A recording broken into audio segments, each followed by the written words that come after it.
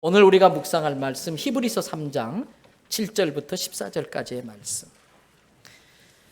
신약성경 355페이지 전후 히브리서 3장 7절에서 14절 말씀 제가 읽어갈 때에 하나님의 음성을 듣는 축복이 있길 바랍니다. 그러므로 성령이 이르신 바와 같이 오늘 너희가 그의 음성을 듣거든 광야에서 시험하던 날에 거역하던 것 같이 너희 마음을 완고하게 하지 말라. 거기서 너희 열조가 나를 시험하여 증언하고 40년 동안 나의 행사를 보았느니라. 그러므로 내가 이 세대에게 노하여 이르기를 그들이 항상 마음이 미혹되어 내 길을 알지 못하는도다 하였고 내가 노하여 맹세한 바와 같이 그들은 내 안식에 들어오지 못하리라 하였다 하였느니라. 형제들아 너희는 삼가 혹 너희 중에 누가 믿지 아니하는 악한 마음을 품고 살아계신 하나님에게서 떨어질까 조심할 것이요 오직 오늘이라 일컫는 동안에 매일 피차 권면하여 너희 중에 누구든지 죄의 유혹으로 완고하게 되지 않도록 하라. 우리가 시작할 때에 확신한 것을 끝까지 견고히 잡고 있으면 그리스도와 함께 참여한 자가 되리라. 아멘. 할렐루야. 오늘도 저와 여러분의 가정, 자녀 하는 모든 일들마다 하나님의 도우시는 손길이 함께 하시기를 주님의 이름으로 축복합니다.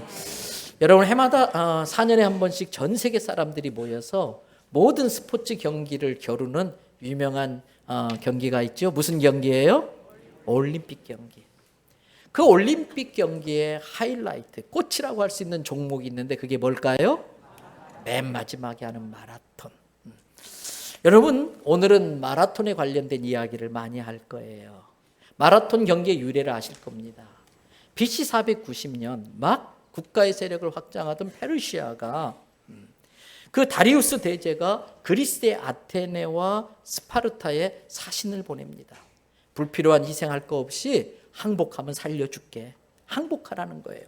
그런데 그리스는 아테네와 스파르타는 단호히 거절하고 그 항복하라는 문서를 가져온 그 사신을 우물에 집어던져서 죽여버리고 말아요. 화가 머리끝까지 난 다리우스 대제는 페르시아의 군대를 이끌고 먼저 아테네를 공격합니다. 당시 아테네의 병력으로는 도저히 페르시아를 이길 수가 없지요. 그래서 스파르타에 이제 또 지원군을 파병해 달라고 사람을 보낸 거예요. 그러나 스파르타는 종교적인 이유를 대면서 보름달이 뜨기 전에는 파병을 할 수 없다라고 기다려달라고 하는 거예요. 근데 기다릴 상황이 아니지요. 결국 아테네는 불과 1만 명의 군인을 가지고 전함 600척의 보병 10만 명과 기갑부대 1만 명으로 이루어진 페르시아 군대와 국가의 존폐가 달린 전쟁을 하게 됩니다. 그 전쟁하는 장소가 아테네로부터 동북쪽으로 42km 정도 떨어진 마라톤이라는 평야입니다. 여러분 그런데 모두가 이제 아테네는 끝났다. 아테네는 역사에서 사라질 것이다. 이렇게 생각을 했어요. 근데 놀랍게도 승리할 수 없었던 그 아테네가 그 페르시아 대군을 물리치고 승리를 하게 됩니다. 좋은 장군이 있었어요. 밀티아데스라는 장군이 전략을 잘 세워서 적은 군대로도 맞설 수 있도록 아주 좁은 협곡으로 페르시아 군대를 유인합니다. 그리고 거기에서 페르시아 군대를 거의 전멸시키는 거예요.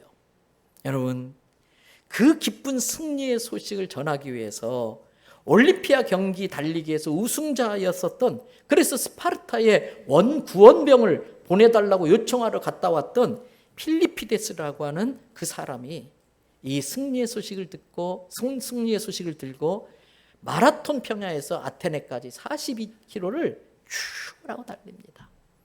이제 우리 아테네는 끝났다. 이제 죽었다.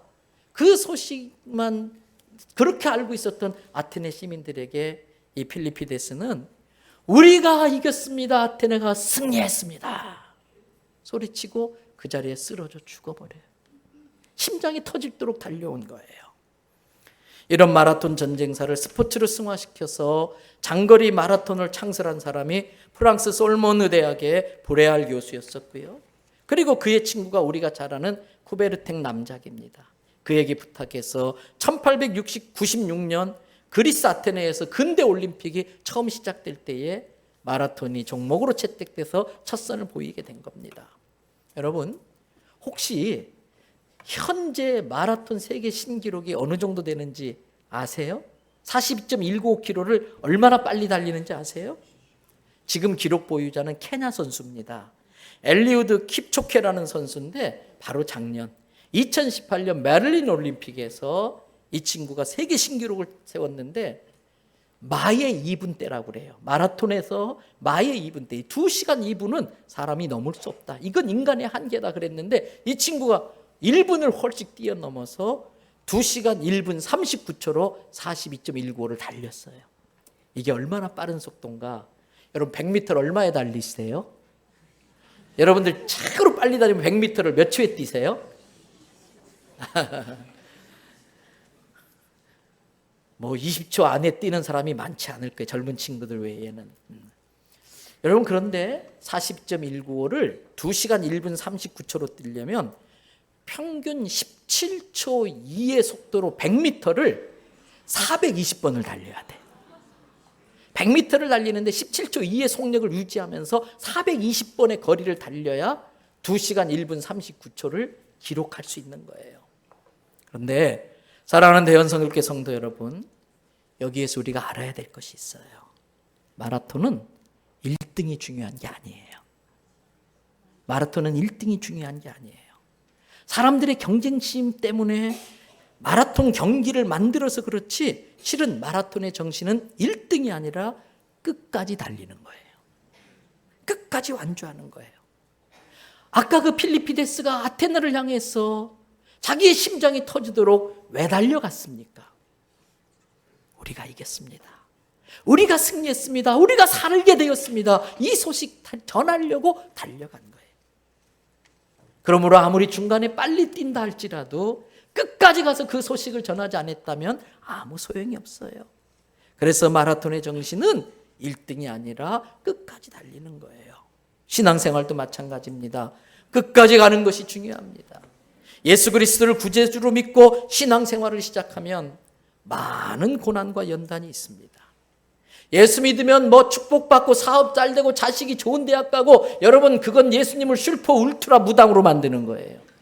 예수님을 알라딘의 지니로 만드는 거예요.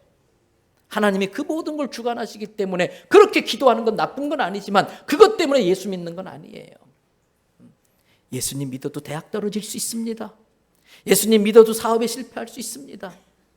이렇게 인생의 신앙의 길에는 많은 연단이 있어요. 마귀의 공격이 있어요. 그럼에도 불구하고 그 모든 걸 이겨내고 끝까지 우리 구세주 예수님 앞에 서서 당당히 승리의 소식을 전하는 것이 신앙생활인 줄로 믿습니다. 여러분, 언젠간 죽어요. 저도 그렇고 여러분도 그렇고 다 죽어요. 그 이후에 우리의 모습은 어떨까 생각해 본 적 있으세요? 코 막고 입 막고 3분이라고 제가 자주 말씀드리잖아요.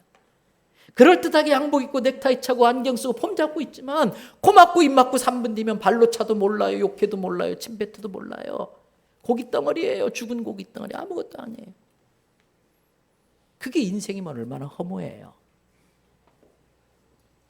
코 막고 입 막고 3분 뒤에 나는 어떻게 될까? 여러분, 얼마 전에 우리 교회를 다녀가셨던 대학생 선교회 우리 교회 후원하는 정인수 선교사님, 아주 지금 북한을 위해서 특별히 비밀스러운 일을 하고 계시지요. 이분을 통해서 들은 이야기예요. 전에 여러분들에게 몇 번 말씀드린 적이 있어요. 국제 CCC를 창설해서 전 세계 196개 지부에 3만 명의 전임 사역자와 50만 명의 자원봉사자를 통해서 전 세계의 대학생 선교를 가장 많이 하는 CCC를 설립한 분이 빌 브라이트 목사님, 빌 브라이트 박사님이에요. 여러분, 그분이 2003년에 82세로 하나님의 부르심을 받게 되는데, 천국에 가시기 바로 한 달 전에 CCC 국제본부가 있는 올란도 그 빌 브라이트 박사님의 사택에 정인수 목사님을 초청했어요. 그 빌 브라이트 박사님이 돌아가신 다음에 세계 CCC가 어떤 방향으로 나가야 될지 전략을 세우고 많은 걸 전수하기 위해서 불렀어요. 한 일주일 정도 그곳에 머무시는데 제게 직접 해주신 이야기예요. 아침이 되면 빌 브라이트 박사님이 2층에서 침실에서 1층 거실 식당으로 내려오시는데 하얀 양복을 입고 내려오기도 하고 아주 깨끗하고 아주 멋진 양복과 빨간 넥타이, 파란 넥타이를 차고 싱글싱글 웃으면서 콧노래를 부르며 내려오시더래요. 며칠 그 모습을 지켜보다가 정 목사님이 여쭤봤어요. 박사님, 뭐가 그렇게 좋으세요? 오늘 중요한 약속이 있어서 그런 좋은 양복을 입고 내려오셨나요? 그랬더니 박사님이 그래요. 정 목사, 그건 아니고 가만히 생각해 보니까 아마 내가 며칠 안에 이 세상을 떠날 것 같아. 그러면 나는 이제 곧 예수님 앞에 서게 될 거야. 내가 이 순간을 얼마나 기다렸는지 몰라. 내가 이 순간을 위해서 지난 80년을 그렇게 달려왔던 거야. 혹시 오늘이 그날일까 싶어서 내가 제일 멋진 양복을 입고 왔다. 제일 멋진 넥타이 차고 왔다. 어때 정 목사? 그러시더라는 거예요. 여러분, 얼마나 아름다운 모습이에요? 얼마나 멋진 모습이에요? 우리의 인생의 끝이 저와 여러분 모두가 그와 같이 되기를 축복합니다. 빌베알 박사님이 생전에 이런 말씀을 자주 하셨어요. 이 세상에서의 우리의 삶은 주님을 위한 헌신의 생활이 되어야 되고, 주님을 위한 헌신의 생활은 위대한 모험이다. 그리고 우리가 그 모험을 다 마치고 죽게 되면 우리는 천국에서 그 주님과 영원히 동행하게 될 일인데 이게 얼마나 멋진 일이냐. 늘 그 말씀을 해오셨다는 거예요. 여러분, 인생은 끝이 아름다워야 돼요. 끝이 아름다워야 돼요. 이 세상의 태장이 아름답고 하늘나라의 입장이 자랑스러워야 돼요. 이 세상에서의 태장이 아름답고 하늘나라로의 입장이 자랑스러운 입장이 돼야 돼요. 때문에 천국을 믿는 사람에게는, 부활의 믿음이 있는 사람들에게는, 영생을 소유하고 있는 사람들에게는 죽음이 두려운 일이 아니에요. 죽음은 우리가 그렇게 보고 싶었던 예수님을 만나는 설레임인 줄로 믿습니다. 여러분, 그러려면 이 인생을 끝까지 잘 가야 돼요. 이 신앙의 생활을, 신앙의 마라톤을 끝까지 잘 가야 됩니다. 그래서 오늘 본문 말씀인 히브리서 3장 14절은 이렇게 말합니다. 우리 다 같이 함께 읽겠습니다. 우리가 시작할 때에 확신한 것을 끝까지 견고히 잡고 있으면 그리스도와 함께 참여한 자가 되리라. 예수님을 만나는 순간 우리는 새로운 영적 세계에 들어든 거예요. 새로운 믿음의 경주, 신앙의 경주를 시작한 겁니다. 많은 고난과 연단과 유혹이 있지만 끝까지 복음 붙들고 끝까지 예수님의 능력의 이름을 의지해서 십자가 붙들고 가면은 천국 잔치 자리에서 예수님과 함께하는 자들이 될 줄로 믿습니다. 1986년 11월 그 유명한 뉴욕 마라톤 대회에서 있었던 일입니다. 대회를 성황리에 마치고 시상식을 하고 이제 1986년 뉴욕 마라톤 대회는 폐회합니다. 폐회 선언까지 다 했어요. 그런데 사흘이 지난 뒤에 사무실로 전화가 오기 시작해요. 제보가 들어오기 시작해요. 아직도 마라톤을 달리는 사람이 있다는 거예요. 이게 무슨 일이냐 확인해 보니까 그 제보는 사실이었어요.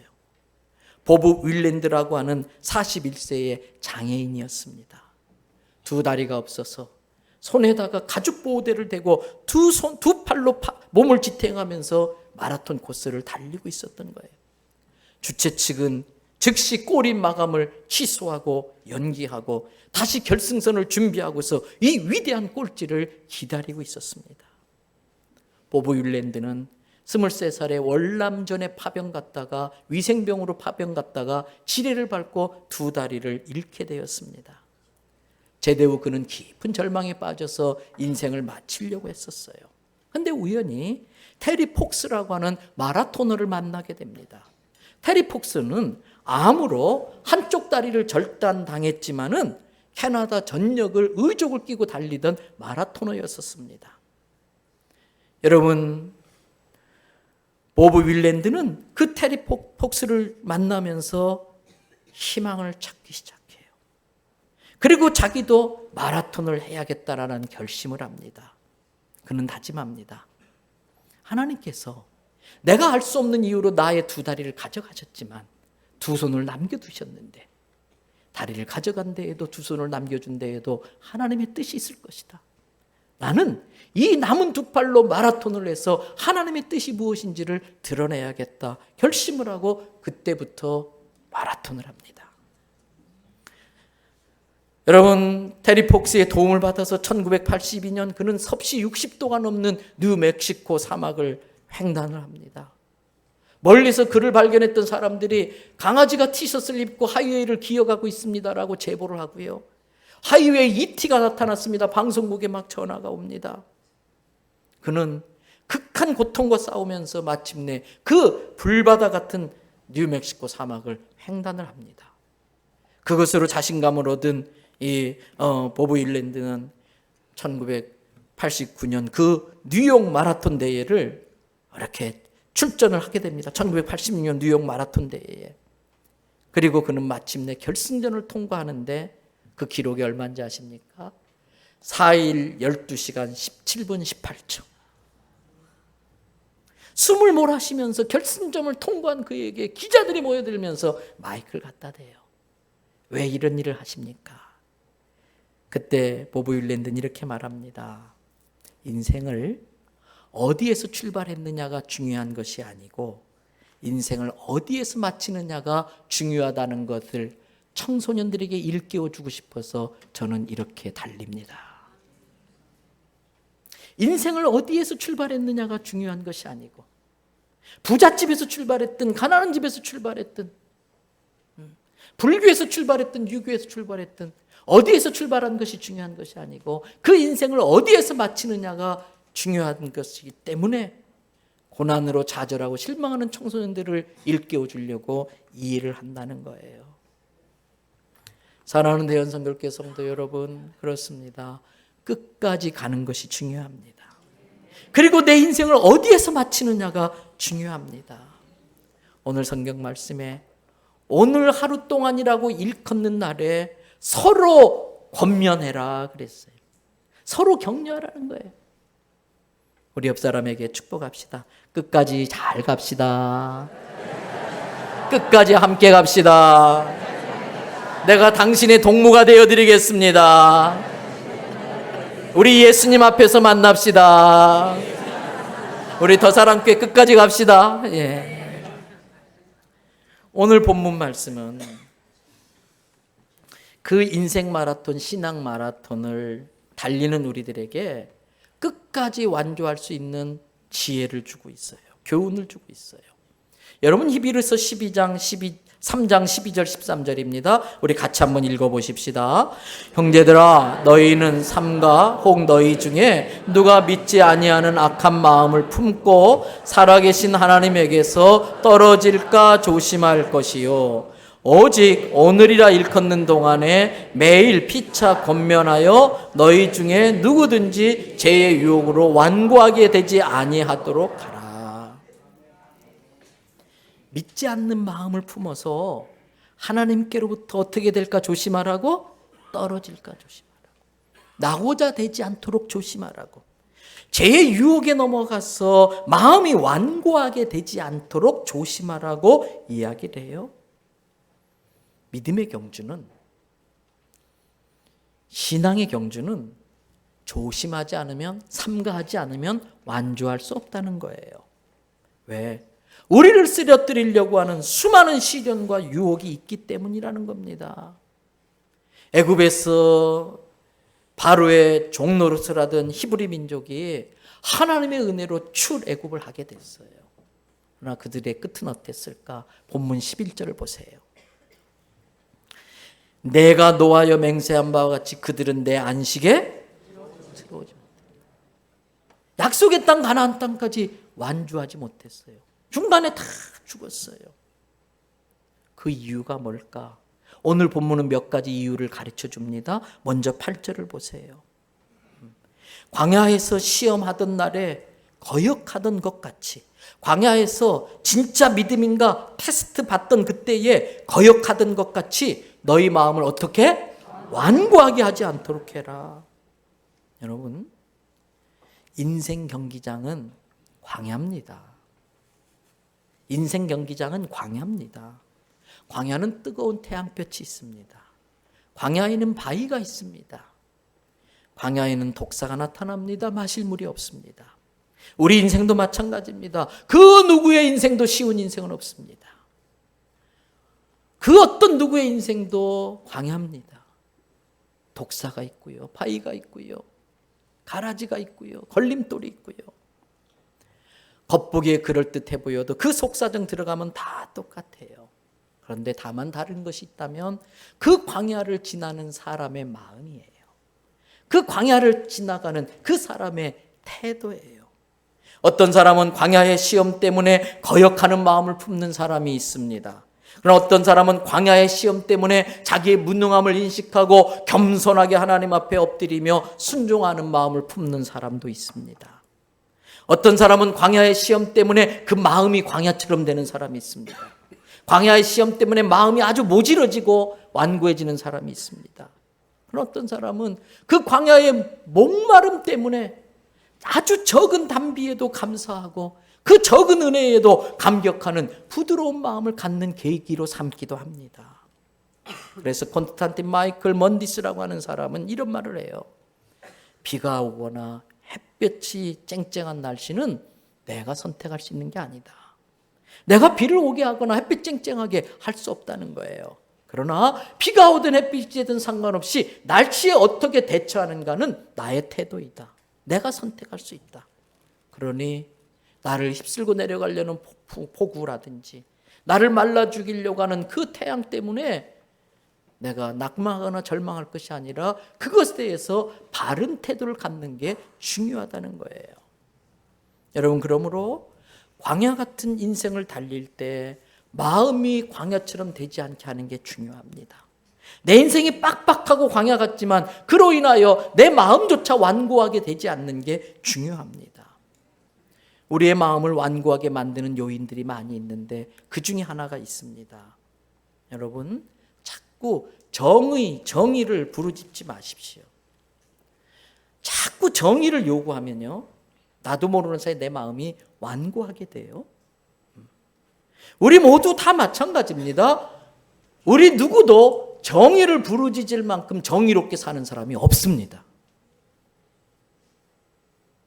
정의는 하나님의 몫이에요. 하나님만이 정의를 요구할 수 있어요. 때문에 내가 정의롭게 사는 것이지 누군가에게 정의를 요구하는 건 내 몫이 아니에요. 내가 정의롭게 사는 게 중요해요.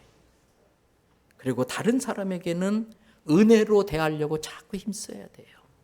다른 사람에게 정의를 요구하다 보면 그렇게 내가 요구하는 만큼 살아내지 않는 사람 때문에 내 마음이 자꾸 상처를 입고 그 상처가 점점 꼬들꼬들 굳어지면 마음이 광야처럼 돼. 거칠어져요.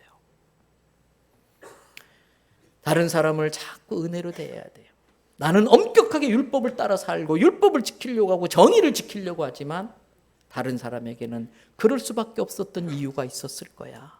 얼마나 힘들면 그랬을까? 나라면 더 했을 거야. 그 입장에 서서 understand. 그 사람의 입장 아래 서서 그 사람의 마음을 읽어주고 그 사람에게 은혜로 대해줘야 돼요. 히브리 민족은 이 하나님의 마음을 헤아리지 못해서 율법주의자가 되어서 예수님을 십자가에 못 박는 완고함까지 가고 만 거예요. 여러분, 광야길을 간다 할지라도 내 인생이 거칠어도 내 마음이 광야되지 않기를 바랍니다. 두 번째, 그들이 가나안 땅까지 끝까지 가지 못한 이유가 본문 10절에 나와요. 10절 말씀 같이 읽어봅니다. 그러므로 내가 이 세대에게 노하여 이르기를 그들이 항상 마음이 미혹되어 내 길을 알지 못하는도다 하였고. 우리가 신앙의 길을 가다 보면 가나안 땅까지 가지 못하게 만드는 많은 유혹들이 있어요. 그 유혹에 넘어가면 길에서 이탈합니다. 길을 가다가 다른 것에 마음을 빼앗기면 경로를 놓치게 되는 겁니다. 그래서 하나님께서 가라고 하신 길을 가는 게 아니라 자기 마음이 끌린 대로 가게 됩니다. 운전을 하다가 고속도로에 달려가는데 계속해서 내비에서는 오른쪽으로 빠지십시오 안내하는데 옆 사람하고 이야기하고 딴 데 정신파다 보면 그걸 지나쳐서 돌아가게 되는 경우가 생기는 것과 같은 거예요. 2013년 영국의 한 지역에서 마라톤 대회가 있었습니다. 그런데 출전 선수 모두가 42.195km를 출전 선수 모두가 그 마라톤을 완주를 했는데 1등으로 들어온 한 명을 제외하고 나머지 5천여 명의 모든 선수가 실격 처리를 당했어요. 마라톤 사상 초유의 사건이 벌어진 거예요. 어떻게 이런 일이 있을 수 있는가 조사를 해봤더니 1위 선수와 1등으로 달리던 선수와 2등으로 달리던 선수가 너무 벌어진 거예요. 그러면서 1등 선수가 안 보이는 그 상황에 2등 선수가 잠깐 착각해서 코스를 이탈해서 딴 길로 갔는데 나머지 따라오는 수가 다 쫓아가 버린 거예요. 5천 명이 모두. 여러분, 인생의 경주도 마찬가지예요. 하나님이 정해주신 길로 가야지 내 마음에 끌리는 대로 가면 망합니다. 하나님이 정해놓은 길을 이탈해서 내가 가고 싶은 길로 가면 죽습니다. 그래서 성경은 이렇게 말해요. 구약성경 신명기 5장 32절 33절입니다. 그런즉 너희 하나님 여호와께서 너희에게 명하신 대로 너희는 뭐라고요? 삼가야. 삼가가 뭐예요? 조심해라. 정신 바짝 차려라. 정신 안 차리면 엉뚱한 길로 빠진다라는 거예요. 예수님 바라보고 가야지. 정신 안 차리면 사람 바라보고 쫓아가다가 딴 길로 간다는 거예요. 신앙생활은 목사 바라보고 하는 거 아닙니다. 우리 더사랑교회 성도 여러분, 좋은 목사 세상에 없습니다. 신앙생활은 목사 바라보고 하는 거 아니에요. 구역장 바라보고 하는 거 아니에요. 장로님, 권사님 바라보고 하는 거 아니에요. 그분들 따라가다가 엉뚱한 길로 갈 수도 있어요. 신앙생활은 예수님 바라보고 가는 줄로 믿습니다. 하나님 말씀을 내비게이션 삼아서 말씀대로 좌로나 우로나 치우치지 않고 가는 거예요. 33절 보세요. 너희 하나님 여호와께서 너희에게 명령하신 모든 도 그 길로만 행하라. 그리하면 너희가 산다. 너희에게 뭐가 있다? 복이 있을 것이다. 너희가 차지한 땅에서 너희가 살게 된다는 거예요. 사랑하는 대연성교회 성도 여러분, 내 마음대로 가지 말고 우리 목자 대신 예수님만 따라가시기를 바랍니다. 하나님의 길과 내 길은 달라요. 하나님의 계획과 내 계획은 달라요. 우리 교회가 그렇게 50주년 기념으로 교회 근처에 개척을 하려고 했는데 잘 안 됐는데 나중에 보니까 하나님께서 이 더사랑교회를 하게 하시잖아요. 이사야서 55장 7절부터 9절의 말씀 다 같이 읽습니다. 악인은 그의 길을, 불의한 자는 그의 생각을 버리고 여호와께로 돌아오라. 그리하면 그가 긍휼히 여기시리라. 우리 하나님께로 돌아오라. 그가 너그럽게 용서하시리라. 이는 내 생각이 너희의 생각과 다르며 내 길은 너희의 길과 다름이니라. 여호와의 말씀이니라. 이는 하늘이 땅보다 높음같이 내 길은 너희의 길보다 높으며 내 생각은 너희의 생각보다 높음이니라.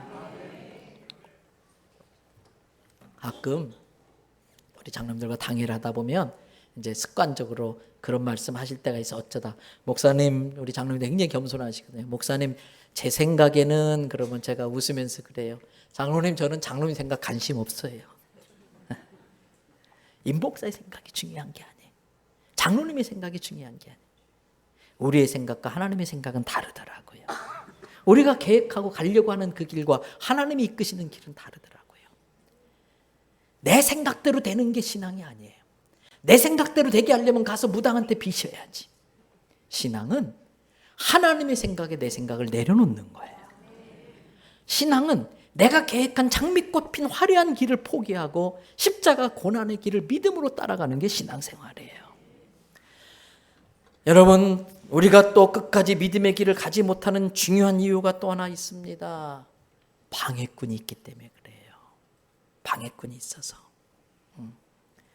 2004년 그리스 아테네 올림픽 마라톤 경기에서 브라질 국가대표 선수인 반데를레이 리마라는 선수가 37km까지 1등 선두를 지키며 달리고 있었습니다. 이건 누가 봐도 그대로 가면은 이 리마가 1등입니다. 특별히 운동선수들은 전 세계에서 4년마다 올림픽 경기를 하지만 올림픽 경기의 발상지라고 할 수 있는 그리스에서 1등하는 걸 최고의 영광으로 삼는데, 지금 이 리마 선수가 올림픽 경기의 하이라이트, 그 마라톤 경기에 1등을 해서 홈 그라운드에서 월계수관을 쓸 준비를 하는 상황이에요. 근데 37km까지 1등으로 달리는데 갑자기 어떤 사람이 뛰어들더니 이 리마를 확 덮쳐버립니다. 그 남자는 아일랜드 출신 코넬리우스 호런이라는 극단적 종말론자예요. 그래서 지구에 종말이 온다는 메시지를 전한다는 명분을 가지고 방송을 타려고 1등으로 달리던 선수를 덮치려고 계획적으로 준비했다가 확 덮친 거예요. 이 일로 리마는 쓰러지고 페이스를 잃어버려요. 여러분, 우리의 인생도 마찬가지입니다. 생각지도 못한 곳에서 방해꾼이 뛰어들어요. 그 방해꾼은 불신자 이웃일 수도 있습니다. 직장 동료일 수도 있습니다. 심지어 때로는 가족이 방해하기도 해요. 또 어떤 경우는 같은 교회에서 신앙생활했던 다른 성도가 나를 방해하기도 해요. 이 신앙의 길을 가지 못하게. 여러분, 그래서 우리가 본의 아니게 누군가를 방해하지 않도록 조심하셔야 돼요. 가시 노릇하면 안 돼요. 자꾸 다른 사람을 가시로 찌르면 안 돼요. 가시로 찔러내가지고 자꾸 공동체에서 쫓아내면 안 돼요. 제가 안식호를 다녀왔더니 그 3개월 사이에 몇 가정이 교회를 떠났어요. 얼마나 속이 상하든지, 얼마나 마음이 아프든지. 그래서 왜 교회를 떠나시게 됐는지 이유라도 알아야 되겠어서 좀 알아봤어요. 그랬더니 어떤 분이 그러더라고요. 구역 모임, 전도회 모임, 카톡에서 하도 태극기 이야기를 해서 저는 성향이 맞지 않아서 이 교회에서 신앙을 못할 것 같아 다른 교회 찾아 나갔다고 그러더라고요. 또 다른 분을 만났어요. 근데 그분은 구역 모임, 전도회, 카톡에서 하도 촛불 이야기하고 그래서 나는 이 교회가 맞지 않아서 다른 데로 가겠다고.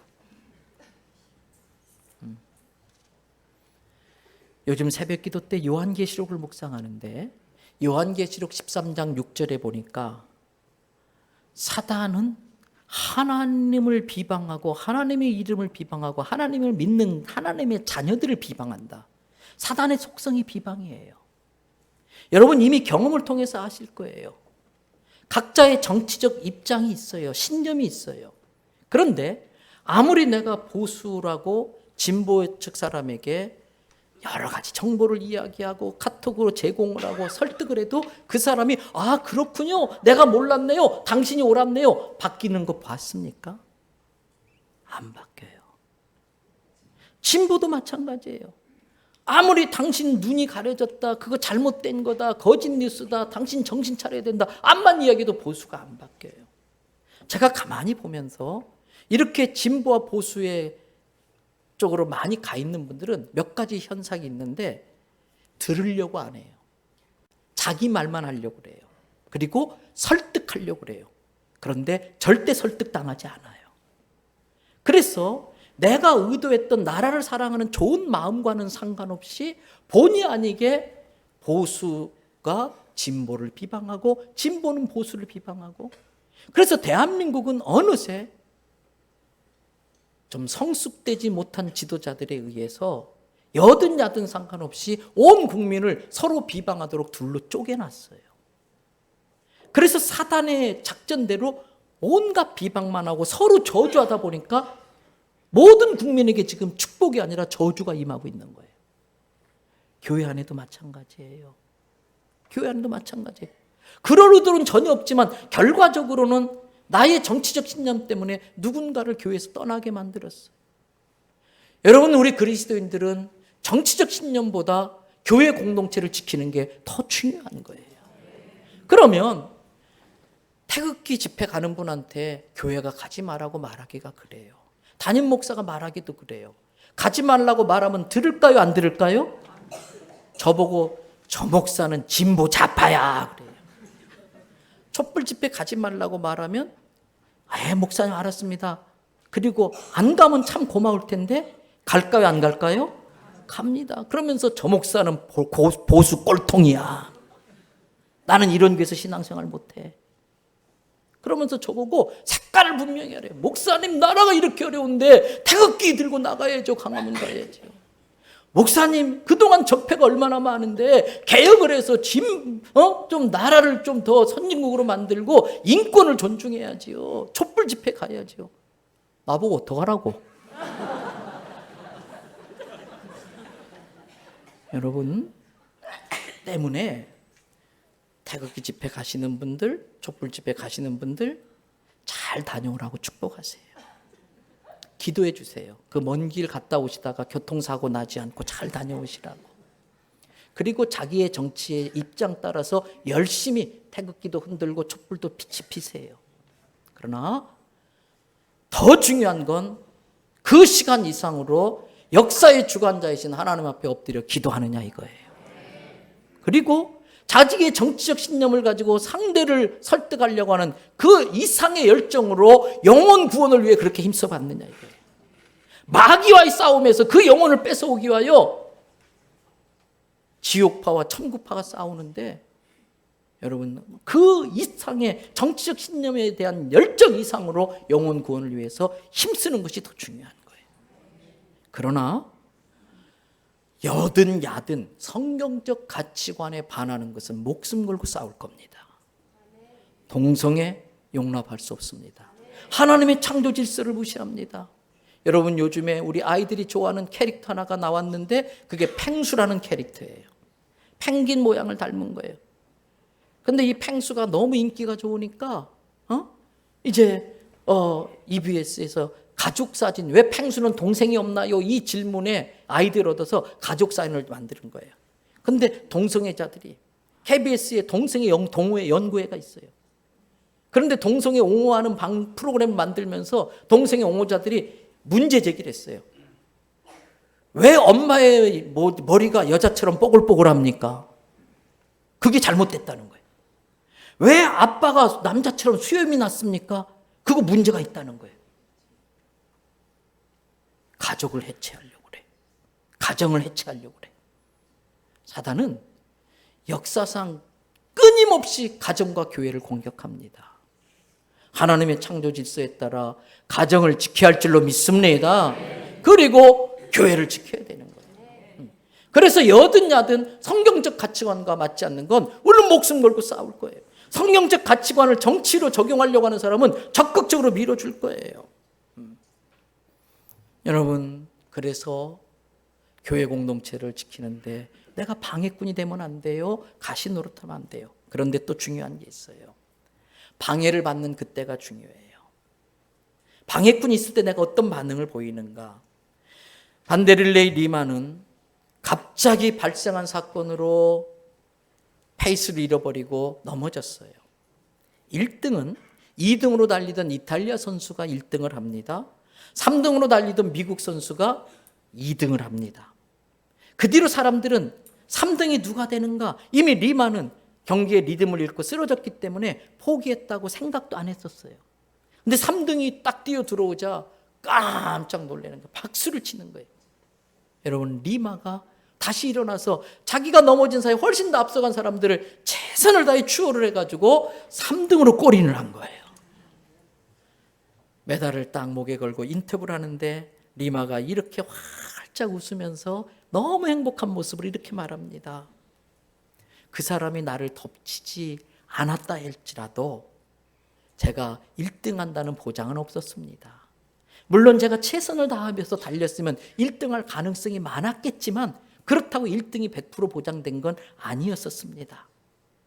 저는 마라톤을 최선을 다해 완주를 했고 그런데 게다가 동메달까지 따게 됐으니 저는 이게 참 감사합니다. 저를 밀었던 호런이란 사람을 벌주지 마십시오. 나는 그 사람을 용서합니다.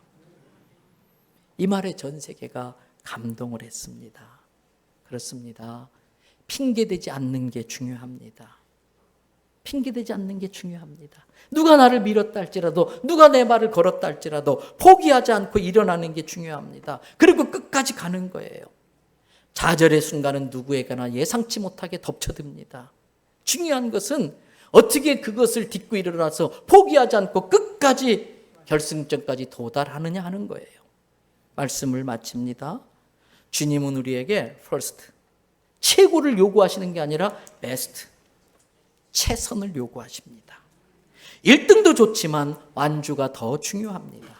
무엇을 하든 끝까지 가야 합니다. 가도 잘 가야 됩니다. 바른 방법으로 가야 됩니다. 편법, 탈법, 불법으로 가면 안 됩니다. 끝까지 잘 가는 비결이 있습니다.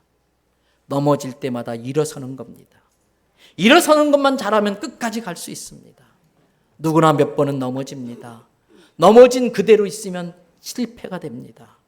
그러나 테리 폭스처럼 옆에 있는 동무의 힘을 빌려서 그 손을 잡고 다시 일어나서 걷기 시작하면 그건 실패가 아니라 잠깐의 실수일 뿐입니다. 실수로 넘어졌는데 그대로 있으면 한 번의 넘어짐이 그 사람의 인생의 결론입니다. 그러나 실수할 수도 있지. 다른 사람도 실수하던데 그러면서 또다시 예수님 손 붙들고 일어나면 그 실수는 그 사람의 인생의 결론이 아니라 긴 인생 여정의 짧은 과정일 뿐인 것입니다. 여러분, 실력은 1만 법칙의 시간에 의해서 이루어집니다. 어떤 종목이 됐든 어떤 분야가 됐든 1만 시간 이상을 투자해서 반복하면 그게 그 사람의 그 영역의 전문가가 된다는 게 1만 시간의 법칙이에요. 그래서 실력은 반복해서 나옵니다. 그런데 아십니까? 실수도 반복하면 실력이 됩니다. 그래서 다른 게 실력이 아니라 때로는 내가 힘이 없어 넘어지고 때로는 잠깐 한눈 팔다가 딴 길로 가고 때로는 덜 성숙한 사람들의 태클로 걸려 넘어진다 할지라도 하나님이 붙여주시는 테리 폭스가 있습니다. 오늘이라고 일컫는 동안 서로 권면하고 서로 격려하며 끝까지 주님 앞에까지 가는 것입니다. 끝까지 가려면 미혹되지 말아야 됩니다. 사방이 지뢰밭입니다. 유혹에 넘어가 곁길로 가면 지뢰가 터집니다. 그런데 지뢰가 아무리 많아도 성능 좋은 지뢰 탐지기가 있으면 그 지뢰밭을 잘 지나갈 수가 있습니다. 인생에 있어서 하나님의 말씀이 성능 좋은 지뢰밭 탐지기입니다. 하나님의 말씀이 내 인생 사방 널려져 있는 지뢰를 발견하게 만드는 탐지기입니다. 감사한 것은 아직 안 끝났다는 거예요. 감사한 것은 패를 선언했던 조직위원회가 다시 결승점을 차렸다는 거예요. 갈 길이 아직 많이 남아 있습니다. 지금까지 어떻게 살았든 그 실수를 통해서 배우면 그건 실수가 아니라 교육이 됩니다. 학습이 됩니다. 그리고 지금부터 다시 시작하면 됩니다. 여러분 아십니까? 실수가 전문가를 만듭니다. 실수가 전문가를 만듭니다. 사랑하는 대연성결교 성도 모두가 재기 전문가가 되시기를 축복합니다. 재기 전문가. 그렇게 다시 재기해서 다시 일어나서 끝까지 동무들의 손을 잡고 가면은 그 끝에 주님 계십니다. 그리고 예수님이 나를 안아주실 거예요. 최선을 달려오느라고 수고했다 안아주실 거예요. 주님 품에 안긴 나 얼마나 멋지고 근사한 모습입니까? 저는 저와 여러분 모두가 그렇게 되기를 주님의 이름으로 축복합니다.